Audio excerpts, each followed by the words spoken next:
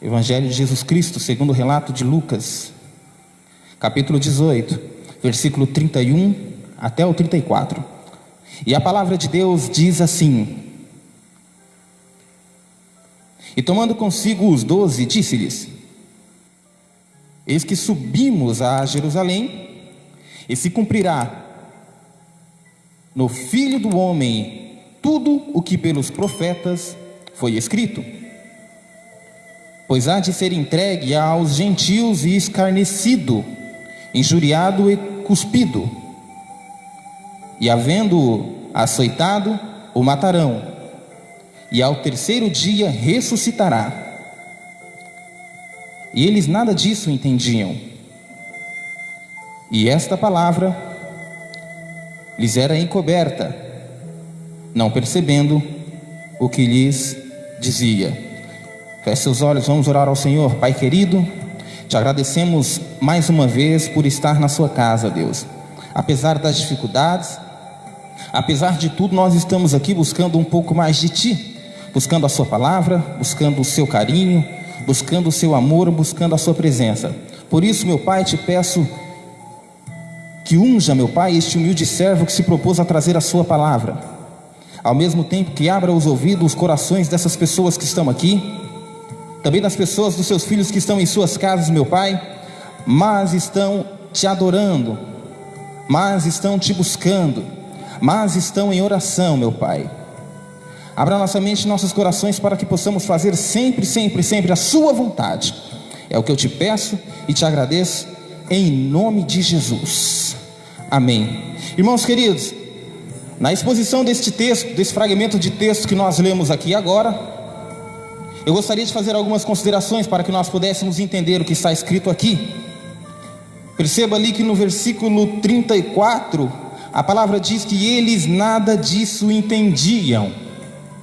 Na verdade, até hoje me parece que as pessoas não entendem o verdadeiro sentido da paixão de Cristo, do sofrimento de Cristo, da morte de Cristo.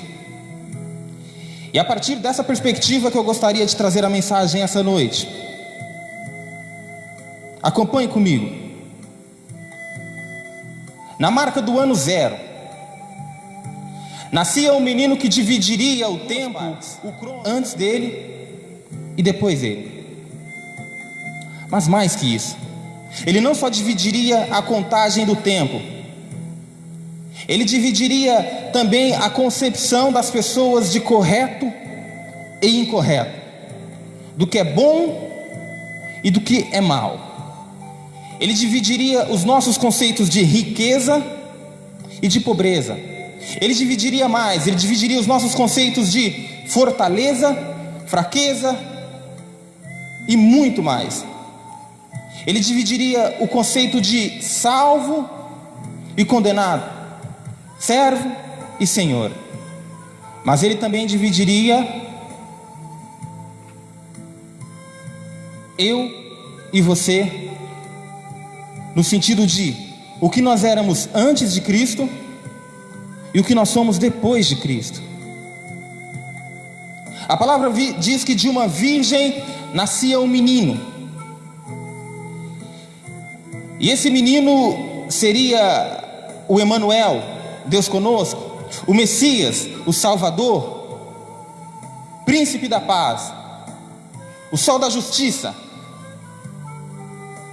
Mas para que essas coisas, para que ele chegasse a ser o príncipe da paz, o sol da justiça, o nosso Salvador, ele teria um caminho a seguir. E esse caminho passaria pela vontade do Pai, a vontade de Deus. Irmãos, para Cristo não foi fácil, para Jesus não foi fácil fazer a vontade de Deus, assim como para mim e para você não é fácil fazer a vontade de Deus. Qualquer um que te diga que é muito fácil fazer a vontade de Deus está mentindo, porque aquele que é amigo do mundo é inimigo de Deus.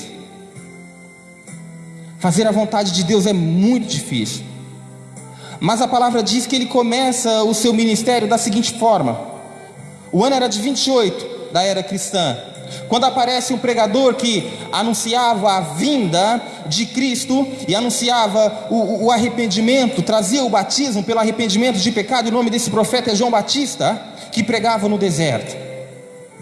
Ali pelos meados do finalzinho do ano 29, ele de repente, enquanto pregava, enquanto batizava, ele vê um homem vindo à sua direção, e esse homem era o Cristo, era o Jesus Cristo que ele conhecia. Então os seus discípulos, os discípulos de João, estavam assentados ali junto com ele, acompanhando a sua pregação. De repente ele aponta e diz a seguinte frase: eis o Cordeiro de Deus, aquele que tira o pecado do mundo.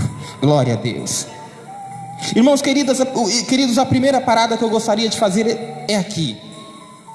A palavra diz que João olhou Cristo e diz: eis o Cordeiro de Deus que tira o pecado do mundo.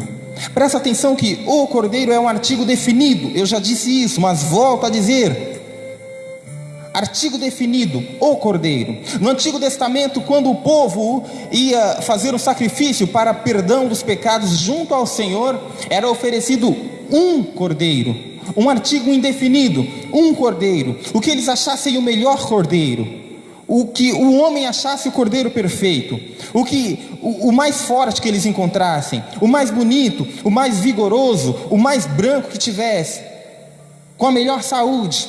Era um cordeiro oferecido para sacrifício, para a remissão dos pecados de um povo, o povo escolhido de Deus. Isso me leva a entender o seguinte: que por mais que nós nos esforcemos para ser perfeitos, porque por mais que nós nos esforcemos para ser fiéis, por mais que nós nos esforcemos para fazer a vontade de Deus e sermos salvos pelo nosso próprio esforço, nós nunca seremos justos diante de Deus, porque a nossa justiça está em Cristo. O Cordeiro Santo, foi o que João Batista disse, artigo definido, o Cordeiro, e não escolhido por homem, o Cordeiro de Deus, escolhido por Deus para tirar o pecado do mundo. Outro detalhe: esse Cordeiro não tiraria o pecado de um povo em específico. Esse Cordeiro, o sangue desse Cordeiro seria o bastante para retirar o pecado de todo o mundo. Eis o Cordeiro de Deus que tira o pecado do mundo. Mas chegando ali no ano 30, mais uma vez Jesus vem ter com João. Só que dessa vez a intenção era outra. A intenção era ser batizado. Quando ele chega próximo a João, João diz: não, eu não posso, eu devo ser batizado por ti, tu vens a mim. Jesus diz: não, façamos assim para que se cumpra as escrituras. Ele é batizado e dali sai. Alguns discípulos já haviam abandonado as fileiras, alguns discípulos de João já haviam abandonado as fileiras e acompanhado Jesus na sua primeira aparição, quando João anunciara: eis o Cordeiro de Deus. Agora outros deixam as fileiras de João e passam a acompanhar Jesus, e Jesus começa a escolher os seus discípulos. Dos discípulos que Jesus escolhera, eram 12. Uma outra coisa que eu gostaria de aproveitar esse ponto e chamar a atenção: presta atenção que quando Jesus escolhe os seus discípulos, Ele escolhe os discípulos numa visão diferente de qualquer um de nós. A maioria dos discípulos de Cristo eram pescadores, trabalhadores braçais, pobres. Alguns, como Pedro, por exemplo, não era um analfabeto, era um iletrado, não tinha conhecimento de nada. Então Jesus escolhe esses pobres homens, caipiras, galileus, para ensinar como transmitir o seu evangelho. Homens que para a sociedade não tinham o menor valor. Mas presta atenção, porque às vezes o que não tem valor para o mundo tem valor para Deus.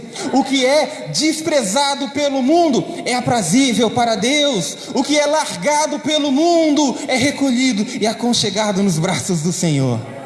Há de nós entendermos também que entre esses 12 tinham 3 que talvez tivesse uma estrutura melhor, uma academia melhor, um conhecimento melhor. E eu gostaria de citá-los, esses 3, talvez. Um era Mateus. A palavra diz que Mateus era chamado de Levi e ele era um publicano. Quando Jesus o chamou, ele estava na alfândega cobrando impostos. Mas presta atenção que esses publicanos, eles não eram queridos pelo povo, pelo judeu. Ao contrário, eles eram desprezados. Na Bíblia, a maioria das vezes que você encontra, ou talvez todas as vezes que você encontra falando de publicano, está em meio de pecadores, escarnecedores, cães e publicanos. Todas as vezes que você encontra, os publicanos eram contratados pelo governo romano para cobrar impostos. E eles cobravam o que tinha direito, o que também não tinham direito, para ficar para eles. Publicano era odiado. Mas Jesus vai lá e escolhe um publicano. Um outro, talvez Simão, o Zelote, tinha um cargo político, sim, mas era um cargo político de bater de frente, de ir contra Roma. Ele pode ser que ele não era odiado pelos judeus, mas era odiado pelos romanos. E Jesus o chama. Judas, talvez um que tivesse um conhecimento grande, um administrador, um tesoureiro, talvez. No entanto, foi o que trairia Jesus. Irmãos queridos, o conceito de valorização de Jesus é bem diferente dos de hoje em dia. Às vezes as pessoas dão valores que não devem a pessoas porque são artistas. Um artista da televisão falou tal coisa, então porque ele é artista e é famoso, então é verdade. Um político falou tal coisa, mas ele foi eleito talvez pela maioria do povo, então ele está certo. Às vezes um jogador de futebol, às vezes um cantor fala tal coisa e as pessoas acreditam por serem famosos, por serem celebridades, por serem ricos. Mas o valor monetário de Cristo, o valor monetário de Deus não está no que você tem, está no que você é. Deus nunca olha pelo tamanho do seu carro, Ele nunca olha pelo tamanho da sua casa, Ele nunca olha pelo tamanho do conhecimento acadêmico que você tem, mas Ele olha para o tamanho do teu coração e o quanto você está disposto a se humilhar e fazer a sua vontade. E esses discípulos passam a andar com Jesus, a caminhar com Jesus, ouvirem os sermões de Jesus, aprender com Jesus. Esses discípulos veem Jesus operar milagres. Esses discípulos acompanham Jesus curando paralíticos, curando cegos, vendo mortos ressuscitarem. Esses discípulos veem Jesus andando sobre as águas. Esses discípulos veem Jesus acalmando o mar, acalmando tempestade. Esses discípulos aprendem com as parábolas de Cristo, do bom samaritano, a dracma perdida, a parábola dos 10 talentos, do credor incompassivo. Esses discípulos acompanham os sermões de Cristo. Esses discípulos acompanham a bem-aventurança, o sermão da bem-aventurança, os ensinamentos de Cristo ali lado a lado com Jesus. Agora, depois de um tempo, depois de caminhar, depois de ensinar, passado quase 3 anos com os seus discípulos, a palavra vai nos dizer que Jesus sobe um monte para orar, talvez o Monte Hermon. A essa altura os judeus já odiavam Jesus, já queriam matá-lo por inveja, talvez querendo o acusar de conspiração contra César, talvez também de blasfêmia. A essa altura já queriam matar a Cristo. E Cristo sobe um monte para orar, o Monte Hermon, não sei, talvez o Monte Taboa, pode ser que seja, não importa. O importante é que Jesus sobe para orar. E naquele lugar a palavra vai nos dizer que ele tem um encontro. O encontro com Elias e com Moisés. Elias, o representante dos profetas, Moisés, o representante da lei. E o que Jesus conversa com esses dois naquele envelopado por uma cortina de nuvem? Ele conversa sobre o êxodo. E o que foi o êxodo, irmãos? O êxodo foi a saída do povo de Deus do cativeiro, da escravidão do Egito. O êxodo foi a libertação do povo de Deus e a caminhada até a terra prometida. O que Jesus conversava com Elias e com Moisés era sobre o quanto ele iria sofrer para que eu e você pudéssemos ser livres pela escravidão do pecado. Ali eles conversaram. E de repente Jesus desce daquele lugar. Mais tarde entraria em Jerusalém. E ali, em Jerusalém, a Bíblia vai nos relatar como a entrada triunfal de Jesus em Jerusalém. Se eu não me engano, eu acho que eu anotei aqui. Vai estar lá em Lucas, capítulo 19. A palavra diz que Jesus, na sua entrada triunfal em Jerusalém, as pessoas o aplaudiam com ramos, jogavam suas vestes no chão para que Jesus entrasse em Jerusalém em cima de um jumentinho. O povo se alegrava, o povo dançava, o povo cantava, o povo clamava e dizia: Hosana, bendito o rei de Israel, que vem em nome do Senhor. O povo se alegrava com a presença de Cristo naquele lugar.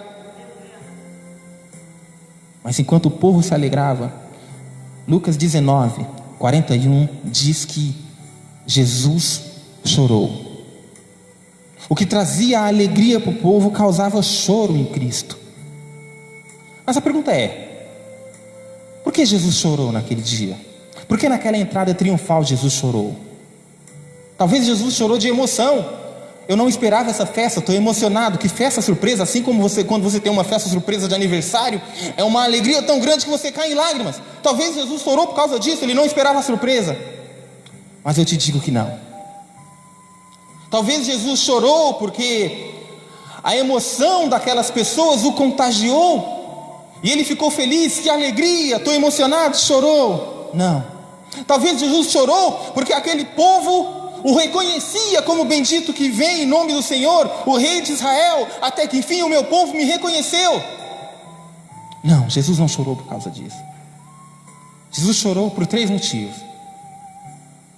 Primeiro motivo, porque profeticamente Jesus via aquele povo de Israel, aquele povo de Jerusalém, por conta da desobediência, ser cercada pelos romanos. O que aconteceu no ano de 70, ser ser sitiada pelos romanos, e os romanos ficaram ali dias e dias e dias, e mataram o povo de Deus primeiro de fome, e depois que o povo de Deus morreu de fome, eles entraram e passaram a fio da espada muitos judeus e cristãos. Jesus chorou por esse motivo primeiro. Irmãos queridos, trazendo para o dia de hoje, o que a nossa desobediência causa? Destruição na nossa vida, destruição no nosso trabalho, destruição na nossa família, destruição no nosso ministério. Igual aquele povo de Jerusalém que desobedeceu, não fez a vontade de Deus, foi sitiada pelo inimigo, e quando o inimigo acabou com tudo, todos os recursos que eles tinham, com toda a água, com toda a comida, entrou e destruiu. Mas mais que isso, Jesus chorou porque aquele povo que teve tanta oportunidade de estar com Cristo todo dia, ao lado de Cristo, não dava valor. Apesar de o reconhecerem, saberem quem Ele era, não dava valor nas oportunidades que tinha de estar com Cristo. E o que nós fazemos hoje? Muitas vezes nós não damos o valor devido a Cristo. Muitas vezes nós não aproveitamos a oportunidade que nós temos de estar com Cristo. Como?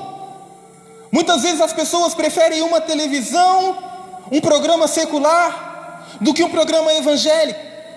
Muitas vezes as pessoas preferem ficar no celular, nas redes sociais, do que uma leitura bíblica. Muitas vezes as pessoas preferem uma música mundana do que um louvor ao Senhor. Muitas vezes as pessoas preferem ficar em casa do que estar glorificando o nome de Deus na casa de Deus. Muitas vezes as pessoas preferem um bate-papo com um amigo do que uma oração, do que um agradecimento. Do mesmo jeito que aquele povo não aproveitou a oportunidade de estar com Cristo, o povo de hoje também não aproveita a oportunidade de estar com Cristo. Nós estamos passando por um momento muito difícil, onde as igrejas estão na grande maioria de portas fechadas. Talvez neste momento você comece a sentir aí dentro de você como era bom, como era alegre, como era gostoso estar no meio dos meus irmãos, como era bom glorificar a Deus na casa de Deus. Talvez agora você esteja sentindo falta disso, mas as portas vão se abrir. Nós vamos voltar aos nossos cultos normais, em nome de Jesus. E você vai ter a oportunidade, talvez a oportunidade que aquele povo de Jerusalém não teve, de voltar a dar o devido louvor ao nosso verdadeiro e único Salvador, Senhor Jesus Cristo.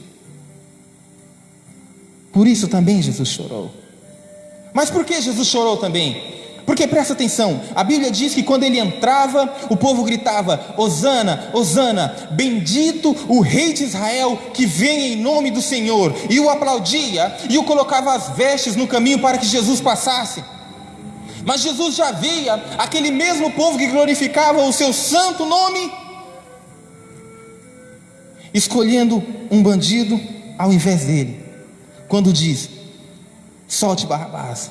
E quanto a Cristo, crucificam, crucificam, crucificam. É o mesmo povo. E hoje em dia as pessoas não fazem muito diferente. Às vezes as pessoas com palavras, às vezes com gestos, dizem que amam a Cristo, reconhecem Cristo, mas na hora de mostrar com atitude escolhe o mundo. Mas continuando, Jesus entra em Jerusalém, fica ali, ensina ali, prega ali, faz a vontade, faz para o que ele foi chamado naquele lugar. Mais tarde, numa outra oportunidade, ele pede para os seus discípulos irem no lugar preparar a ceia, a última ceia, um lugar chamado cenáculo. Os discípulos vão até aquele cenáculo e preparam a ceia, a última ceia com Cristo, a última oportunidade de partilhar do pão com Cristo. E Jesus chega na ceia, os discípulos já estão lá, e lá acontecem coisas lindas, lá acontecem coisas maravilhosas. Jesus ensina das últimas instruções para os seus discípulos, não só com palavras, mas também com atitudes. Jesus lava o pé dos discípulos, mostrando humildade, mostrando que nós temos que servir ao próximo, independente de nós nos achamos maiores ou não. A nossa obrigação como cristão é servir o próximo. Jesus fala sobre o céu, Jesus fala sobre a casa do Pai. Jesus está amargurado, o coração de Cristo está contrito, mas ele fala sobre a sua volta, sobre a sua segunda vinda. Ele chega nos seus discípulos e fala: olha aqui, fiquem tranquilos, não fiquem turbulentos os vossos corações. Igual está lá em João 14: não se turbe o vosso coração, credes em Deus, credes também em mim. Na casa de meu Pai há muitas moradas, e se não fosse assim, vou-lo teria dito, pois vou preparar-vos um lugar. E se eu for preparar o lugar, virei outra vez e te levarei para mim mesmo, para que onde eu estiver, estais vós também. Que coisa linda, irmãos! E aqueles discípulos ficam maravilhados com tudo isso. Talvez não entendessem exatamente o que acontecia, o que Jesus estava querendo falar, mas maravilhados. Depois da ceia, durante a ceia, Judas acaba saindo, porque o entregaria, o traidor. Então dali Jesus sai com os seus discípulos e vai para o Monte das Oliveiras, para um lugar chamado Getsêmani, prensa de azeite. E ali Jesus seria prensado, seria esmagado, por mim e por você. Ali Jesus clamaria ao único que poderia livrar daquela situação, daquelas dores, daquele sofrimento, ao Pai. Então ele ora uma, duas vezes, Pai, se possível, afasta de mim esse cálice, mas contudo que seja feito não a minha, mas a sua vontade. A palavra diz que o anjo do Senhor o consola, e das vezes que ele desce, os seus discípulos estão dormindo. Na hora que ele mais precisa, na hora que ele quer mais carinho, mais aconchego, mais oração, os seus discípulos dormem. Ele sobe mais uma vez para orar naquele lugar. Diz as mesmas palavras: Pai, se possível, afasta de mim esse cálice, mas contudo seja feita não a minha, mas a tua vontade. A palavra diz que ele soa sangue, tamanho a dor, tamanho a aflição que ele passou naquele lugar. Naquela prensa de azeite, o nosso Salvador foi prensado, foi colocado à prova.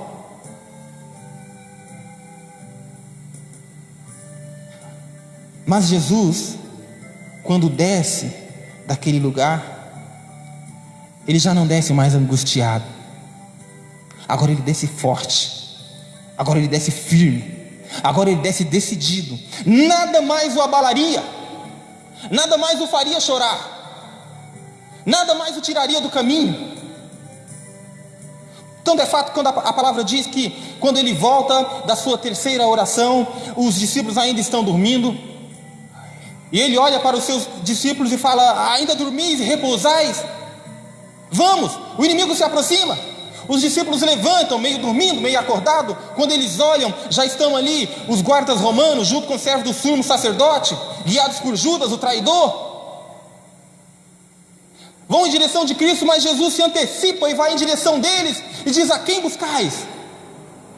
Quem vocês procuram? Eles dizem: Jesus, o Nazareno. Ele responde: sou eu. A palavra diz que eles caem no chão, eles caem por terra. Nesse momento, todos os guardas, o sumo sacerdote, todos aqueles que estavam com paus na mão, com espada, procurando prender Cristo, quando ele diz: sou eu, eles caem por terra. E eu dou glórias a Deus, porque a palavra nos mostra que diante da presença do nosso Senhor Jesus Cristo, nenhum mal fica de pé. Mas a palavra nos mostra outra coisa. Ao contrário do que muitas pessoas pensam, Jesus não foi capturado, Jesus não foi preso, Jesus não foi constrangido pelos homens para fazer aquilo que ele fez. Ele fez por vontade própria. Ele foi em direção e disseram a ele: a quem buscais? Eles disseram: Jesus o Nazareno. Ele se apresentou e disse: sou eu. E quando eles caem em terra, se Jesus quisesse, eles poderiam ficar ali em terra até hoje, talvez. Mas eles se levantaram e Jesus se entregou.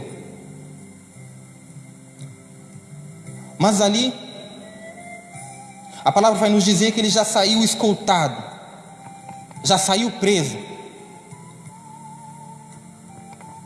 Preso e humilhado, irmãos. Preso e humilhado. Mas quer saber de uma coisa? Ele não retrucou. A palavra nos diz que numa audiência injusta, porque a audiência de Cristo foi de uma quinta para uma sexta-feira, à noite, talvez de madrugada. Mas o sinédrio era proibido fazer julgamento ou audiência àquela hora da madrugada, mas ainda assim a audiência dele foi nesse período. Injusto. E mais, as testemunhas que o acusaram de motim contra Roma e de blasfêmia contra o nome de Deus eram testemunhas falsas. Mas ainda assim, ele não reivindicou nada. A palavra nos diz que o nosso Salvador recebe uma sentença. E a sua sentença é de, ao invés de ser glorificado, o Rei da Glória, ao invés de ser glorificado, ele foi açoitado com chicotes. Mas não eram chicotes igual se adestra animais hoje em dia, não. Os chicotes romanos tinham nas pontas pedaços de ferro em forma de gancho, pedaço de ossos. E onde aquele chicote batia e era puxado, arrancava pedaços da carne. em qualquer parte do corpo que acertasse. Cristo tomou chicotadas em todas as partes do corpo, e aonde aquele chicote bastia era arrancado. Ele não foi aplaudido, ele não foi adorado, ele foi chicoteado. Mas mais que isso, ele recebeu uma coroa, não uma coroa polida, não uma coroa dos céus, não uma coroa colocada por Deus, mas uma coroa colocada pelos homens, uma coroa de espinho empurrada com um caniço. O Rei da Glória, que merecia a maior de todas as coroas, recebe uma coroa de espinhos. Mais que isso, suas vestes foram rasgadas, mas não foi para colocar roupas de rei, não foi para colocar roupas de majestade, não foi para colocar roupas de um príncipe, mas roupas de púrpura, roupas de prostituta. Foram essas roupas que Cristo recebeu. Mas ele não resistiu, ficou em silêncio, quieto. Foi exposto para ser escolhido entre, de um lado, um ladrão chamado Barrabás, e do outro lado, Jesus Cristo, o nosso Salvador. E sabe o que aquele povo que o aplaudia em Jerusalém na entrada triunfal escolheu? Barrabás. E gritou para Cristo: crucificam, crucificam. Foi obrigado a carregar o madeiro até a Gólgota, nas estreitas ruas de Jerusalém.